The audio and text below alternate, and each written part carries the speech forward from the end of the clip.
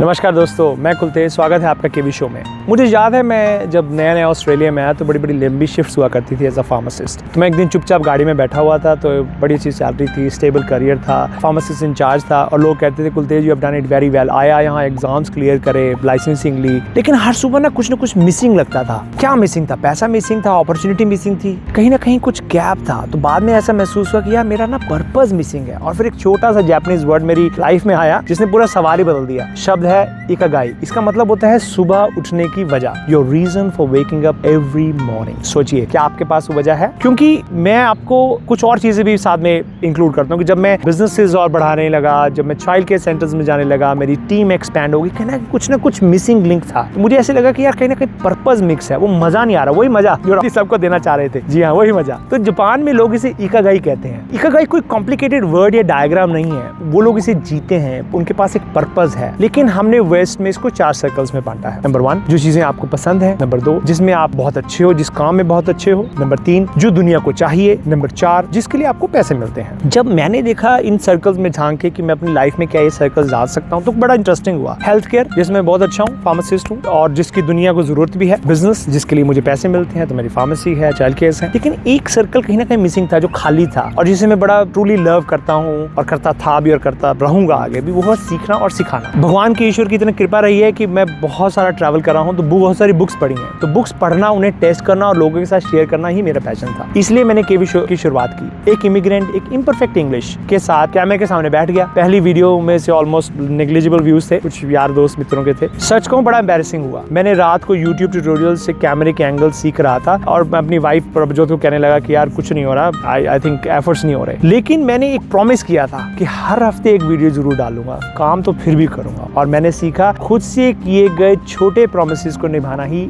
असली कॉन्फिडेंस लेके आता है और वही आपका कॉन्फिडेंस बनाता है। लेकिन यही पर बुक का सबसे इंपॉर्टेंट लेसन स्टार्ट होता है। इकागाई के ऑथर ओकिनावा गए। जापान में एक जगह है जहाँ पे सभी लोग 100 साल से ऊपर जीते हैं, सभी, पूरा का पूरा कुनबा, पूरा गांव। उन्होंने देखा कि ऐसा क्या है कि वो इतना लंबा जीते हैं। पूरे के पूरे एक क्लैन नहीं जी रही कि पूरे के पूरे लोग ही जिए जा रहे हैं 100 साल से ऊपर। उन्हें मिला कि वहाँ छोटी छोटी आदतों वाले सिंपल लोग रहते हैं। रोज थोड़ी सी मूवमेंट, अपना काम खुद करना, अपना बगीचा, अपनी कम्युनिटी, वहाँ के कॉन्सेप्ट्स इतने सिंपल, इतने क्लियर है। एक और शब्द है वहाँ का, उसको बोलते हैं मोआई, मतलब दोस्तों का ऐसा चिट चैट ग्रुप जो एक दूसरे के साथ देता रहता है मरते दम तक। इंडिया से आकर अपनी कम्युनिटी को फिर से बनाना मैंने सीखा, ये लग्जरी नहीं है, एक जरूरत है। और मेरे पास बहुत सारे फ्रेंड्स हैं। एक और आइडिया है, हरा हाची बू, फेट सिर्फ 80% तक भरो फिर रुक जाओ। मैंने सिर्फ खाने में नहीं, काम में भी इसे अप्लाई किया। बर्नआउट तक मत जाओ, थोड़ा एनर्जी हमेशा बचा के रखो ताकि कल फिर आ सको। इसलिए मैं लॉन्ग वर्क डेज के बाद भी वीडियोस रिकॉर्ड कर पाता हूँ, मोटिवेशन से नहीं, छोटी छोटी कंसिस्टेंट हैबिट से। और फिर आता है फ्लो, जिसे हम बोलते हैं फ्लो स्टेट ऑफ माइंड। वही स्टेट जब आपको लगता है ओहो 2 बज गए, 1 बज गया, अरे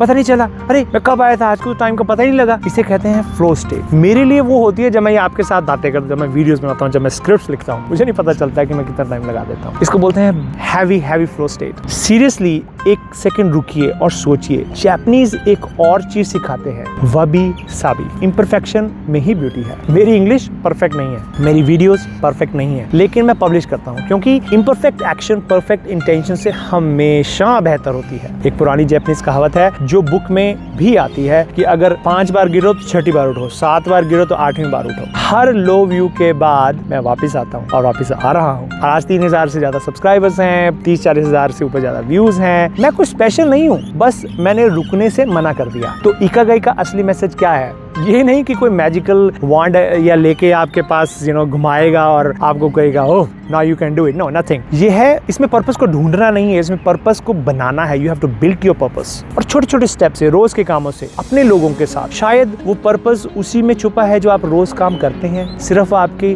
साहस, आपके करेज की इंतजार कर रहा है। आप देखिए कि आप सोचिए कि जिस काम में आप फ्लो स्टेट में आ जाते हैं। मुझसे अक्सर लोग पूछते हैं यार तू थकता नहीं है, वीडियोस भी बनाता है, फार्मेसी भी करता है, सारी कंपनी मैनेजमेंट करता है, मेरे को कभी ऐसा लगता ही नहीं मैं काम पे जाता हूँ। आई नेवर फील लाइक दो। ऐसी कौन सी एक चीज है जो आप खुशी से करोगे, चाहे कोई ताली बजाए या ना बजाए? और अब केवी इंप्लीमेंटेशन चैलेंज। बुक्स जिंदगी नहीं बदलती, इम्प्लीमेंटेशन बदलती है। वीडियो बंद करने से पहले 7 सेकंड लो, 7 सेकंड्स, और लिखिए अगले 24 घंटों में आप आज के लेसन से एक ऐसा कौन सा काम करोगे जो आपका इकागाई है। मेरे कैलेंडर में वो फिट है। मैं तो आपको अगले हफ्ते फिर मिलूंगा, लेकिन अगले हफ्ते से पहले क्या आपका इकागाई सेट है, आपका पर्पस सेट है? कमेंट्स में बताओ जरूर। मैं सारे कमेंट्स पढ़ता हूँ, हर एक कमेंट पढ़ता हूँ। In next books I will take you a deep dive into money, honey and money. दोस्तों याद रखिए, वन बुक वन कन्वर्सेशन, एक बेहतर जिंदगी। मैं हूं कुलतेज और मिलते हैं अगली किताब में, अगली कन्वर्सेशन में। तब तक के लिए शब्बा खैर, good night, see you next time, next week Friday 9 PM।